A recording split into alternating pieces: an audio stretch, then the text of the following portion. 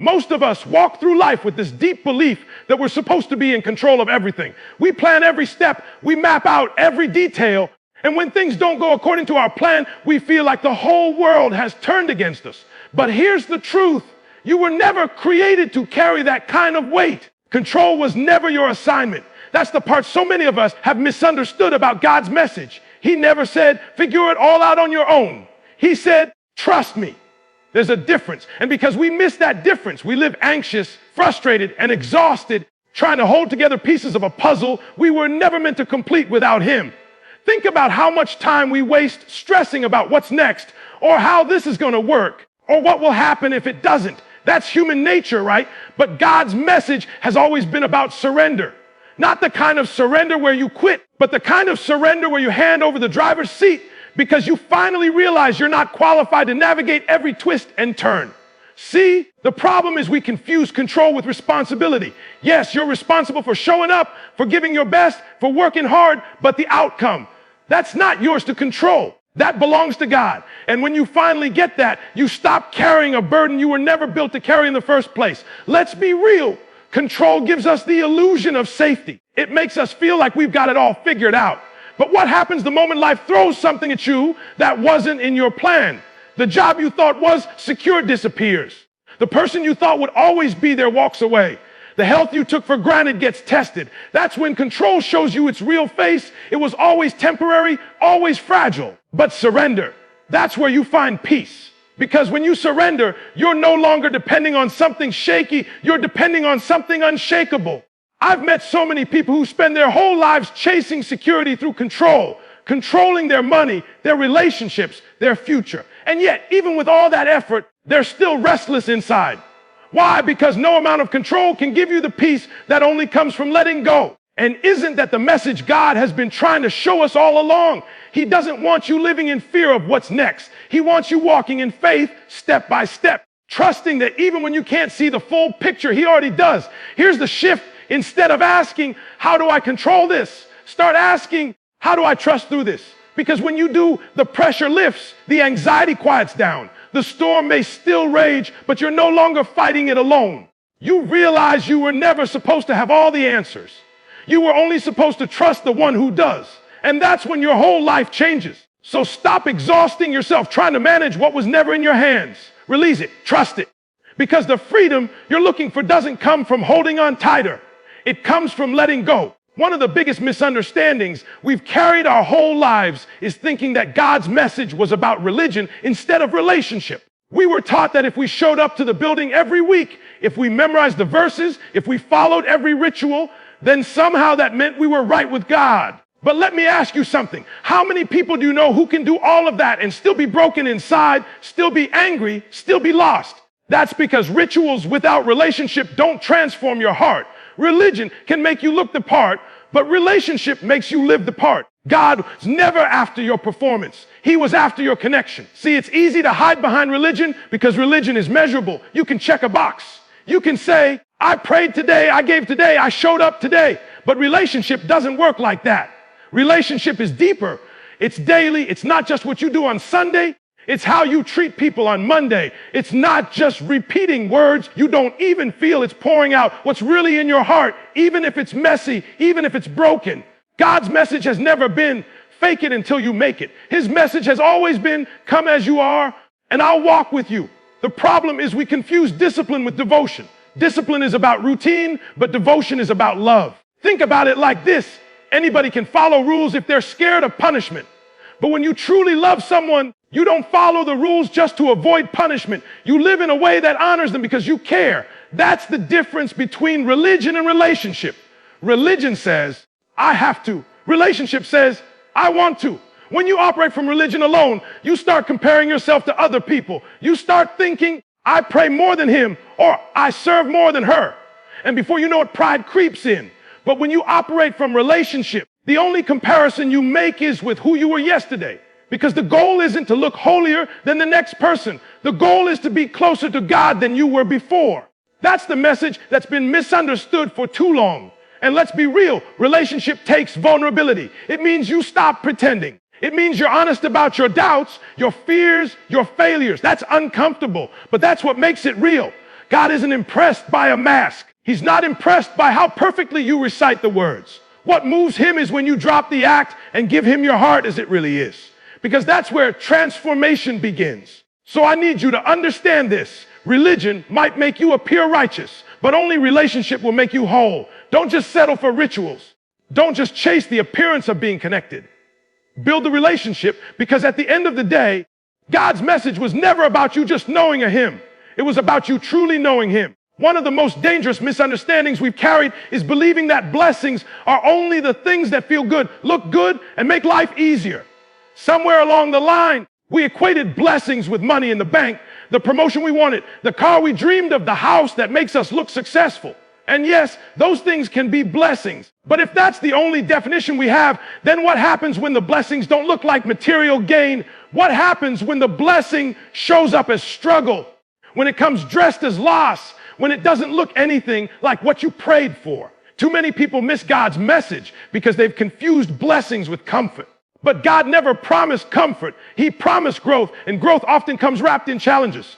Think about it. Some of the greatest strength you've ever developed didn't come in seasons of ease. It came in seasons of pressure. You didn't discover your endurance when life was simple. You discovered it when life pushed you to your breaking point. You didn't learn how strong your faith was when everything was going your way. You learned it when nothing seemed to make sense, and you had to keep trusting anyway. That's the blessing people overlook. The blessing isn't always what you hold in your hand. It's who you become in the process. We live in a world that wants quick results, instant gratification, and visible rewards. But some blessings are invisible at first. They don't announce themselves with a shiny bow. They reveal themselves in hindsight. You look back on the storm that almost broke you, and you realize it built resilience you didn't know you had. You think about the heartbreak that nearly crushed you, and you realize it opened your eyes to love yourself in a way you never did before. You remember the job you lost, and later you realize it forced you to discover a purpose that was bigger than a paycheck. That's what I mean when I say blessings are often misunderstood. If you think blessings are only measured by success, you'll miss the blessing of survival. If you think blessings are only measured by wealth, you'll miss the blessing of peace that no money can buy. If you think blessings are only measured by comfort, you'll miss the blessing of perseverance that only comes through struggle. God's message was never about showering us with things to make life easy. It was about shaping us into people who can handle life when it's hard. That's the kind of blessing that can't be stolen, can't be measured, and can't be denied. So I want you to stop overlooking the blessings that don't shine on the surface. Stop calling it punishment when it might actually be preparation. Stop dismissing the storm when it might be the very thing carrying you to the strength you asked for. Because the truth is, blessings aren't always what you receive, they're often who you become. One of the most common mistakes people make is thinking that every struggle, every setback, every season of pain is God punishing them. We've been conditioned to believe that if life gets hard, it must mean we did something wrong. But here's the truth you've been missing. Sometimes the struggle isn't punishment at all, it's preparation. Sometimes the hardship isn't rejection, it's redirection. God's message has never been about tearing you down just to watch you suffer. His message has always been about building you up, molding you, shaping you into someone stronger than you ever thought you could be. Think about how diamonds are formed. They don't come out of the ground shining and polished. They're created under extreme pressure, intense heat, conditions that look destructive to the untrained eye. And yet, without that process, the diamond never becomes what it was meant to be. That's the same way with you. The pressure you're under right now may feel like punishment, but it might be the exact process required to bring out what's inside of you. Without the struggle, you'd never see the strength. Without the pain, you'd never discover the power. Without the loss, you'd never learn how much more you're capable of carrying. We often pray for growth, but we want it without the growing pains.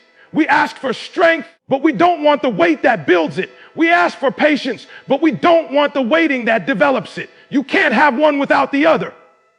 That's the misunderstanding. God doesn't send trials to destroy you. He allows them because they're the very thing that produces what you asked him for. And if you could shift your perspective, you'd see that what feels like punishment may actually be the setup for your next season. I know it's easy to get discouraged when life keeps hitting you back to back.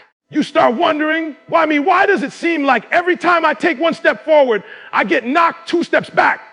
But maybe it's not about you being punished. Maybe it's about you being positioned to grow, positioned to see your real potential, positioned to step into a level of resilience you never would have discovered without the fire. You can't develop tested faith without a battle. You can't walk in unshakable peace without first facing storms that tried to shake you. So stop labeling your suffering as a sign of failure. Stop assuming God has abandoned you just because life hurts. What if the very thing you think is breaking you is the thing that's actually building you? What if the hardship you're running from is the doorway to the blessing you've been praying for? Because the truth is, your struggle isn't meant to bury you. It's meant to build you. One of the greatest misunderstandings we carry is where our identity comes from. Too often, we let the world define us. We let titles, positions, likes, followers, paychecks, and opinions tell us who we are. From the time we're young, we're taught to chase validation. Get good grades so teachers approve of you. Land the right job so society respects you. Dress the part so people accept you.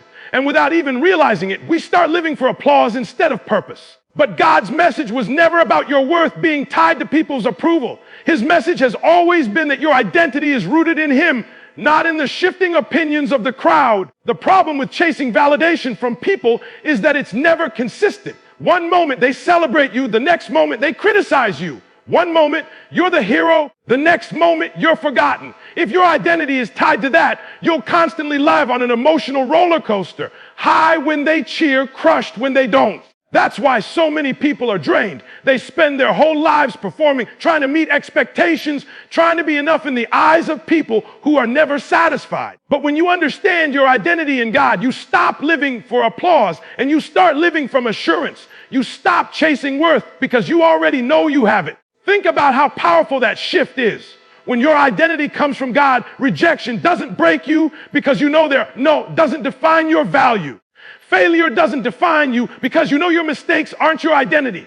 Even success doesn't control you because you realize achievements don't make you who you are. They just reveal what you can do. And that's the freedom God's message was always meant to give you.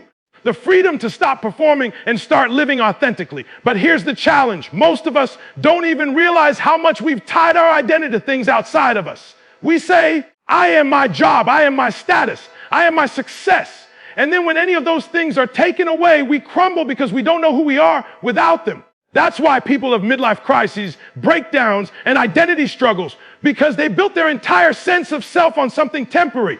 But when your identity is rooted in God, it doesn't matter what changes around you. Seasons can shift, titles can be lost, people can walk away, but your worth doesn't move. So I need you to stop asking the world to tell you who you are. Stop letting social media dictate your value. Stop letting failures or mistakes convince you that you're less. You are more than a title, more than a role, more than what people see. And when you finally embrace that truth, you'll realize you were never meant to live for the world's validation. You were meant to live from God's affirmation. A lot of people have misunderstood what faith really is. Somewhere along the way, faith got reduced to sitting back, waiting, hoping that things would just magically work themselves out. People think faith is passive, like it means doing nothing and just expecting God to drop blessings out of the sky. But that's not what faith has ever been about. Real faith is active. Real faith is movement. Real faith is walking even when you can't see the whole path. It's not about sitting on the sidelines. It's about stepping into the unknown, trusting that God is guiding every step. Think about it.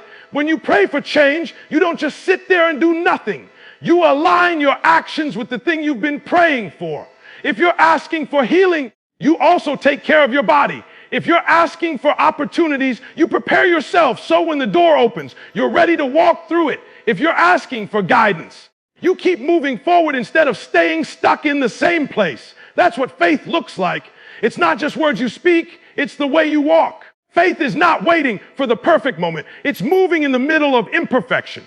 Too many people are paralyzed because they're waiting for the stars to align, waiting for every detail to make sense, waiting until they feel no fear. But faith has never been about clarity. It's about courage. It's about saying, I don't know how this will work out, but I believe there's a purpose in this step.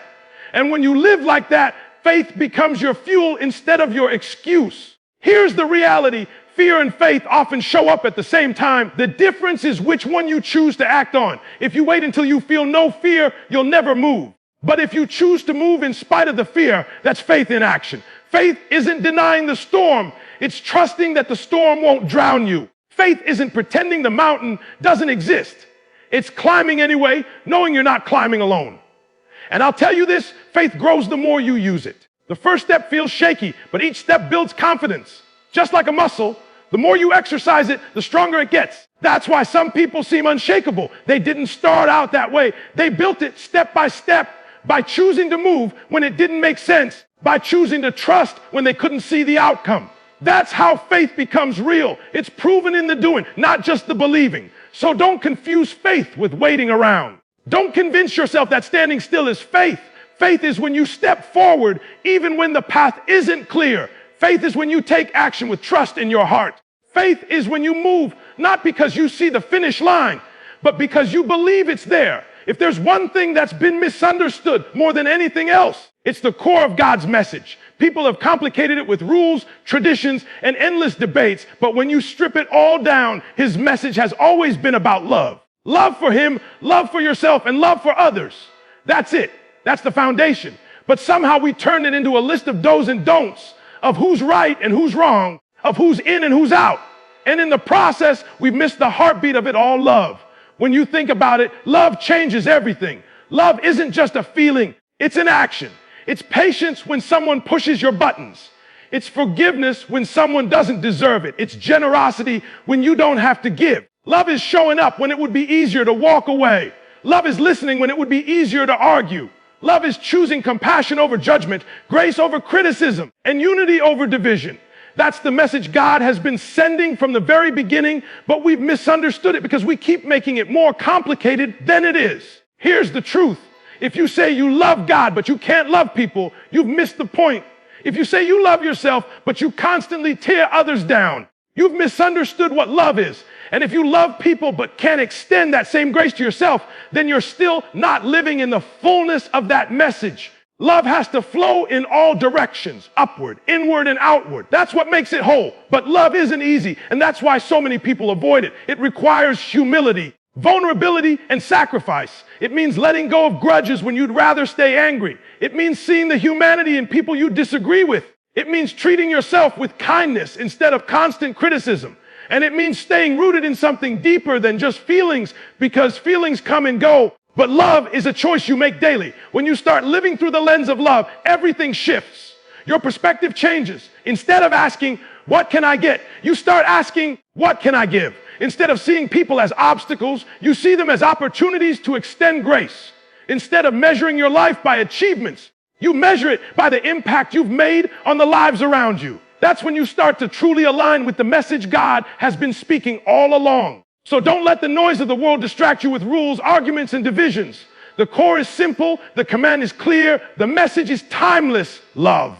The mistake so many of us make is treating God's message like it's just theory, like it's something we read about, talk about, maybe even memorize, but then we leave it on the page. We treat it like knowledge instead of lifestyle. But God never intended his message to be locked up in books or only spoken from stages. He intended it to be lived, breathed, and carried into every corner of your daily life. That's where the real transformation happens. Not in what you know, but in how you live what you know. Think about it. Forgiveness isn't powerful because you can define it. It's powerful when you practice it. Love isn't transformative because you can quote it. It's transformative when you show it, especially to people who may not deserve it. Faith isn't impactful because you can explain it. It's impactful when you actually walk it out in the middle of uncertainty. That's the difference between theory and reality. Too many people know the words but don't live the message. And when that happens, they miss the very purpose God has been trying to teach all along. Living the message daily means carrying it into ordinary moments. It's how you treat the people you think no one notices. It's the tone you use with your family when nobody's watching. It's the choices you make when temptation creeps in and compromise looks easier. It's not about being perfect. It's about being intentional. Every day you get the opportunity to either reflect God's message or reject it in the way you live. But here's where it gets real. Living the message daily isn't always convenient. It means showing kindness when you're tired. It means choosing honesty when lying would get you ahead. It means serving when you'd rather sit back. And let's be honest, that's not easy. That's why so many people stop at the theory. But easy was never the goal. Authentic was. God's message isn't about giving you the path of least resistance. It's about shaping you to be a light in places that are dark. And that requires daily practice. The truth is, People don't learn who God is just by what you say. They learn it by watching how you live. You might be the only example of his message someone ever encounters.